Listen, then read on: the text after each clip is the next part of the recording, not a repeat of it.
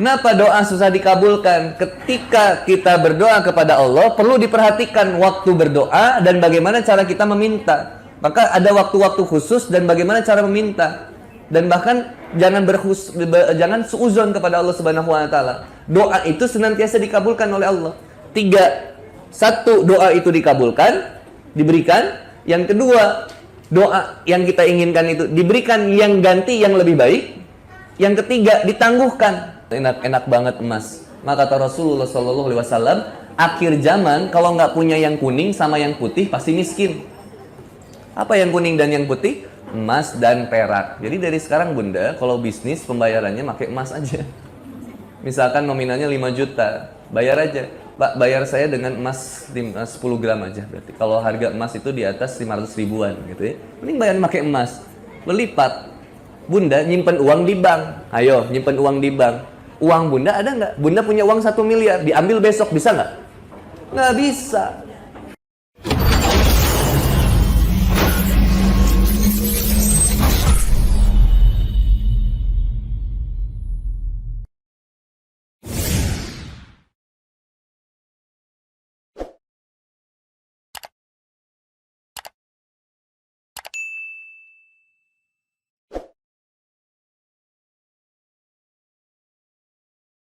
Motivasi apa yang harus kita lakukan ketika kita menghadapi orang yang berprasangka buruk terhadap kita?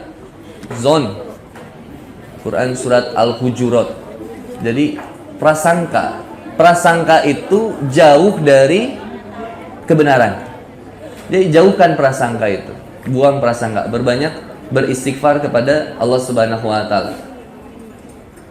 Capek hati berprasangka itu. Jangan dia begini, jangan isi masihkan asuk. Yang ganti dengan istighfar aja.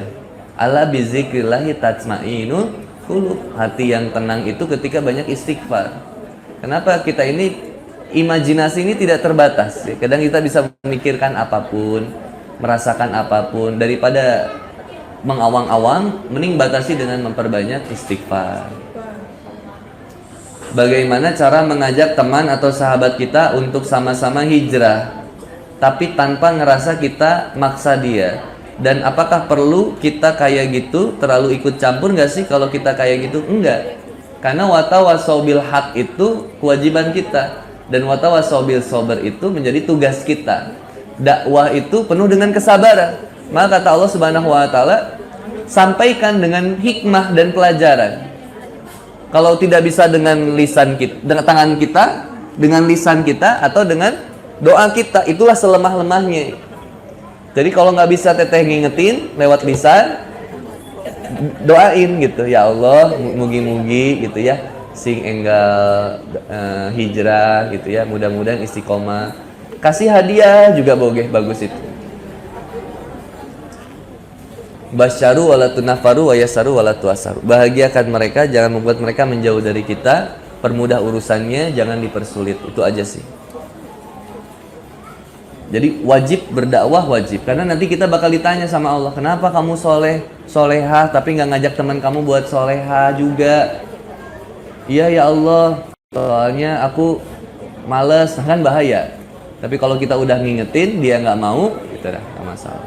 Apakah benar pada saat kita memutuskan untuk hijrah, hidup lebih baik akan mengalami kondisi titik nadir atau terparah dulu atau nuhun? Rasulullah SAW menyampaikan dalam hadis riwayat At-Tirmizi, barang siapa yang menginginkan kebaikan, pasti Allah akan mengujinya. Barang siapa yang menginginkan kebaikan, pasti Allah akan mengujinya. Bahkan di hadis yang lain disampaikan, diujinya dengan 3 poin, harta, keluarga, apalagi satu, tahta gitu ya. Mohon maaf saya lupa. Yang paling pasti harta sama keluarga, anak itu pasti bakal diuji. Jadi ada ujian buat kita. Semalam saya ketemu dengan Kohani. Kohani ini mu'alaf yang berjuang untuk para mu'alaf juga. Dia punya anak, beliau punya anak 3. Anak yang pertamanya itu kena penyakit dan meninggal di usia 6 tahun. Meninggal di usia 6 tahun. Ujiannya berat. Kita belum tentu bisa ngelewatin begitu. Tapi kata beliau ketika anaknya meninggal, innalillahi wa inna ilaihi raji'un. Tapi berikutnya, alhamdulillah, Allah sudah menjadikan anak saya penghuni surga. Dan sebagai motivasi buat saya agar saya bisa menjemput anak saya di surga. Karena anak yang meninggal sebelum usia balik, tempatnya surga. Dan dia akan menunggu ayahnya di surga. Masya Allah, kata anak. Mengambil pikiran yang kayak gitu kan sulit, Bunda. Bayangin, anak meninggal, Bunda tetap tabah dengan melihat, ya Allah, insya Allah tetap di surga. Insya Allah berat deh itu. Untuk tetap ikhlas gitu. Kalau saya bilang sama Kohani, Koh, kayaknya saya belum siap, saya nggak sanggup kalau ada di posisi Koh. Dia bilang, ini bukan masalah siap tidak siap, tapi masalah iman. Iman nggak kepada Allah. Subhanallah, saya diceramahin sama mu'alaf tuh kayaknya, iya ya, kadang yang mu'alaf itu lebih kokoh keimanannya. Kita yang Islam dari lahir, biasa-biasa aja. Ustadz Felix Xiao itu mu'alaf, tapi ilmunya lebih hebat dari kita kan. Nah, aneh ya. Ada Ibu Bunda Irena Handono, mu'alaf, tapi ilmunya luar biasa, yakinnya luar biasa, Bunda. Dah deh, sering ketemu mu'alaf itu nikmatnya luar biasa. Bagaimana menghadapi pasangan yang kurang mendukung hijrah kita? Bersabar dalam berislam, berarti gitu. Bisa jadi kalau suami belum hijrah, Bunda udah hijrah, maka bisa jadi asbab hidayah suami hijrah itu dari Bunda gitu. Atau berikutnya, masih belum berubah juga suami, bisa jadi tiket surga Bunda itu sabar menghadapi suami gitu. Jadi nggak usah bilang 2019 ganti suami, jangan. Subhanallah, belum tentu Bunda cerai dari yang itu mendapatkan yang lebih baik, jangan. Tapi Ustadz, aku udah nggak tahan banget sama yang ini tuh Ustadz. Dia tuh gimana, setiap aku tuh pokoknya kesel. Dia udah nggak mau menafkahi aku. Nah, kecuali kasus-kasus yang syar'i. Dia tidak mau menafkahi, nggak kemudian peduli, bahkan mohon maaf dia sudah nggak meninggalin sholat, udah berbeda akidah. Dah, Bismillah, saya minta untuk ditalak gitu. Kasih peringatan pertama, surat SP pertama ya gitu. Tapi kalau misalkan ya masih ini, bertahan aja. Asia itu bersabar menghadapi Fir'aun gitu. Suami ibu belum jadi Fir'aun, dia sabar aja lah gitu ya. Apa? Hampir mirip premannya. Jadi sabar dulu aja ya. Kan aku pernah cerita, aku juga kan dulu nggak langsung hijrah, Bunda. Sabar istri 2 tahun ngadepin suami yang kayak saya. Belum tentu kuat gitu. Kayak misalkan Bunda seneng sama, misalkan ya, Bunda seneng sama aku, misal ini mah misal, nya gitu, nya bener oge tenan naon sih. Misalkan suka sama aku, terus bilang pengen nih punya suami kayak Ustadz Boni gitu ya. Belum tentu saya itu yang terbaik buat Bunda gitu. Belum tentu sesuai juga gitu kan.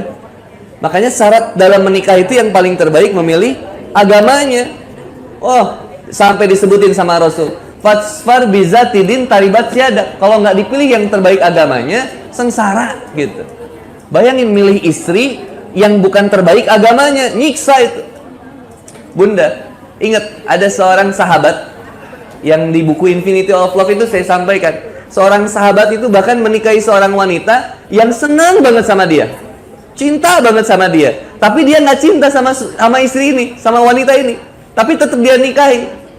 Dan ketika itu ternyata perangainya buruk, istrinya ini perangainya buruk, mohon maaf, matanya rusak, tubuhnya kurang cacat. Tapi dia nggak pernah ninggalin istrinya dan selalu bersabar menghadapi istrinya yang marah-marah, perangainya buruk, senang begini begitu. Subhanallah, dia sabar sampai istrinya meninggal. Lalu dia sampaikan kepada sahabatnya, amalan yang terbaik yang saya ingin lakukan dan diberikan kepada Allah Subhanahu wa taala, semoga Allah ikhlas dan semoga Allah ridho dengan amal ini, yaitu saya tidak ingin mengecewakan istri saya. Subhanallah, nggak mau bikin istrinya kecewa, bisa sabar ngadepin gitu. Kalau saya cari lagi gitu pasti. Fatsfar bidatidin taribat siada. Bahagia ketika punya suami yang soleh. Bunda buruk pun tetap ditemenin gitu. Ada seorang suami meninggalkan seorang istri karena misalkan seorang istrinya hijabnya belum benar, atau misalkan dia nggak rajin sholat.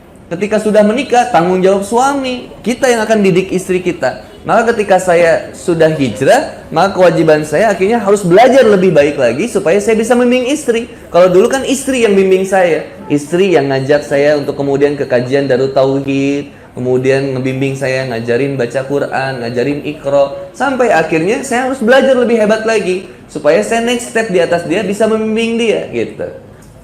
Jadi sabarlah menghadapi pasangan yang kurang mendukung hijrah kita. Mudah-mudahan jadi pahala yang terbaik buat teteh. Ya. Kalau misal di IG saya suka amplop, suka upload, APLOT dong, ya Allah, APLOT, suka upload. Kalau misal di IG saya suka upload dakwah-dakwah pendek, foto kajian bersama-sama dengan jamaah yang lainnya, apa itu termasuk riya atau tidak? Innamal a'malu binniyat wa innamal likulli imrin ma nawa. Segala sesuatu tergantung dari niatnya. Kalau foto kalau video kajian posting, poster kajian posting. Kalau foto-foto bersama dalam kajian, luruskan niat bahwa saya sedang ingin mengatakan bahwa kajian itu nikmat bersama-sama dengan teman-teman, gitu aja. Tapi kalau mau foto selfie, pikir 1000 kali buat apa saya posting ini. Kecuali bunda, teman bunda itu nggak ada lakinya, cuman satu, suami bunda doang. Posting aja foto selfie sepuasnya nggak apa-apa. Tapi dengan niat tadi, saya foto selfie, posting dengan menggunakan hijab itu, pengen memotivasi teman saya yang cewek yang belum hijab. Mohon maaf, kadang saya nggak ini sih ya. Tapi saya suka merhatiin istri saya gitu. Kadang kalau istri posting OTD, outfit of the day, itu kadang suka ada yang komen gitu ya. Ih, mama cantik pakai baju itu. Iya, ini aku beli bajunya di sini, kayak yang promosi, tapi sebenarnya lagi mempromosikan pakaian syar'i gitu sebenarnya. Jadi boleh. Innamal a'malu binniyat wa innamal likulli imrin ma nawa, dan Allah memberikan pahala sesuai dengan apa yang diniatkannya. Orang tua yang anaknya meninggal sebelum balik, apa sudah dipastikan dapat surga tanpa amal ibadah yang layak? Insyaallah. Gitulah yang disampaikan oleh Rasulullah SAW, bahwa ketika orang yang belum balik itu belum dihisap oleh Allah Subhanahu wa taala. Masih bersih murni. Meskipun dia tidak baik perangainya, meskipun bagaimanapun keadaannya, ketika belum balik itu sudah dijamin surga oleh Allah Subhanahu wa taala. Kita ini yang masalah, bunda. Balik udah, tobat belum. Hijrah masih setengah-setengah. Yakin juga setengah-setengah. Sholat males, tahajud males, tidur pules, subhanallah. Mintanya sesurga sama Rasul. Jadi saya kadang bilang kemarin waktu di jalan keliling, di Buah Batu, jalan Palasari. Saya lagi jalan sama teman-teman saya di kantor WID. Ketika lagi jalan saya bilang, pengen amal seperti Rasul susah. Pengen amal seperti sahabat susah. Pengen amal seperti tabi'in susah ngejarnya. Pengen ngejar kayak Adi Hidayat susah. Yang hidup aja susah diikutin, apalagi dulu tabi'in, para sahabat Rasulullah SAW, Masya Allah, susah. Maka saya seneng banget tuh baca motivasi sahabat-sahabat yang masuk surga dengan amal yang sederhana. Udah saya baca itu. Ada seorang sahabat yang ditanya oleh Abbas, Ibnu Abbas radhiyallahu anhu. Ketika Rasulullah SAW kemudian ketika majelis ilmu, belum datang nih sahabat ini. Kata Rasul, bentar lagi bakal ada ahli surga. Datanglah sahabat ini. Saya pernah cerita ini ya. Datang sahabat ini. Lalu Abbas lihat, oh itu. Sampai 3 kali berturut-turut Rasulullah bilang bakal ada datang ahli surga, yang datang selalu pemuda itu. Akhirnya sama Ibnu Abbas diikutin dan ikut nginep di rumahnya selama 3 hari kurang lebih. Ketika ditemenin, pemuda itu dicari, dilihat sholatnya kayak gimana.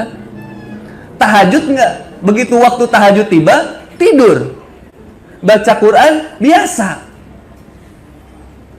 Maka dia lihat puasa, yang lain puasa, dia kagak. Maka ketika dilihat, amal apa yang hebat dari dia? Ditanya sama pemuda ini, hai fulan, sesungguhnya Rasulullah SAW senantiasa pernah menyampaikan 3 kali berturut-turut bahwa akan datang ahli surga. Yang selalu datang adalah dirimu. Tapi aku selama 3 hari dalam mengamatimu, aku tidak pernah menemukan amal yang hebat luar biasa dari dirimu.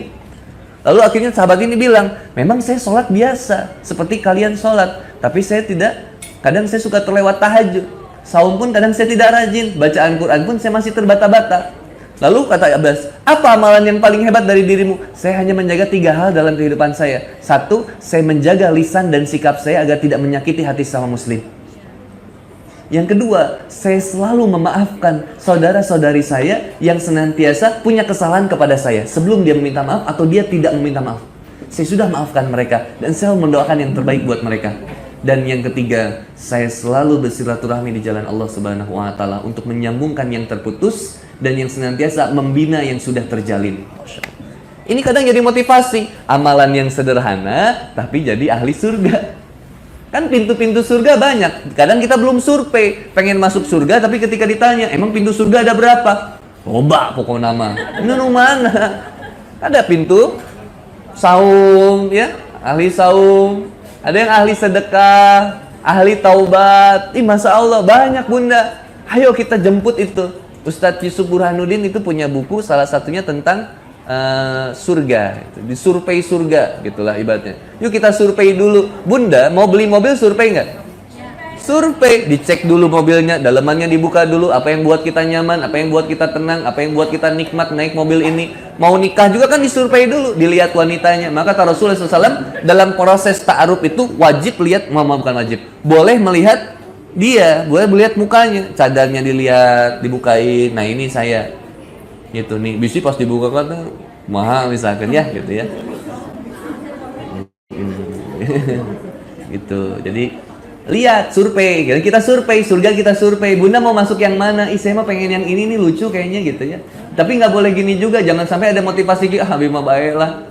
Anu kelas ekonomi ge asal surga mah wios, daripada kelas eksekutif neraka. Jangan, motivasinya tinggi. Bismillah, motivasi yang tertinggi. Surga Firdaus ya Allah. Insyaallah. Ya. Insyaallah. Itu mungkin pertanyaan yang sudah dijawab.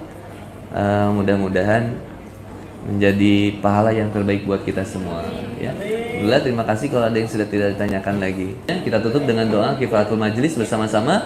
Subhanakallahumma bihamdika asyhadu an la ilaha illa anta astaghfiruka wa atubu ilaik. Assalamualaikum warahmatullahi wabarakatuh.